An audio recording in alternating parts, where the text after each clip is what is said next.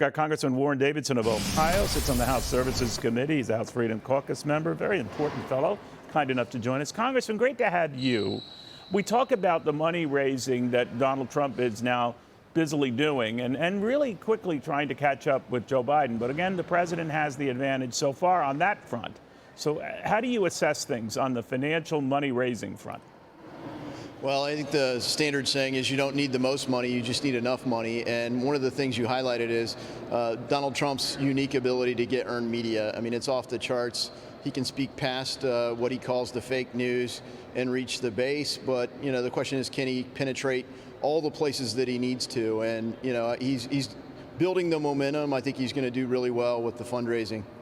Congressman, you know about this Arizona decision that harkens back to an 1860s abortion law. But I only raise it because I believe it's the 16th state, Congressman, that has established what some might view, whatever your personal view of abortion, but very strict abortion measures that might put your party at a disadvantage in November. There might be others for whom this would be very galvanizing. I don't know how it breaks down, but what do you think?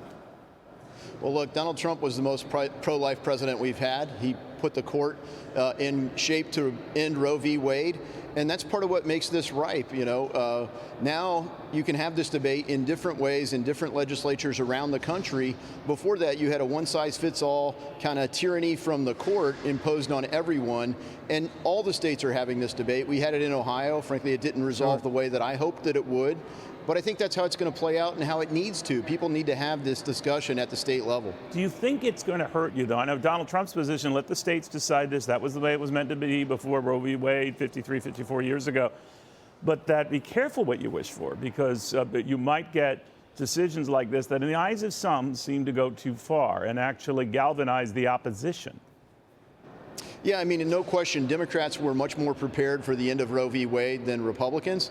They're united in a really radical position. I mean, America is an outlier in the world in terms of enabling abortion from conception to delivery, and even in some rare cases, you know, post-delivery, keeping the baby comfortable while mom and doctor have a conversation, as Governor Northam said when he was governor of Virginia. And you know, that's not going to be how it resolves in very many states. I hope in none. But as states do have it in Arizona, they'll probably say, you know, we don't really support what they supported in the 1860s. Let's get together and pass a law. And hopefully that'll be the right one for the people of Arizona. In the end, you know, we know life does begin at conception. And I think people will decide, do you protect that life differently from conception as the baby grows, post-delivery? You protect children differently than you protect adults? Do you protect preborn children differently than you protect, people now? And that is going to play out differently in states, and I think Republicans should be open to that. All right, we'll see how it all does play out. But Congressman, great seeing you. Thank you very much. Yeah, thank you.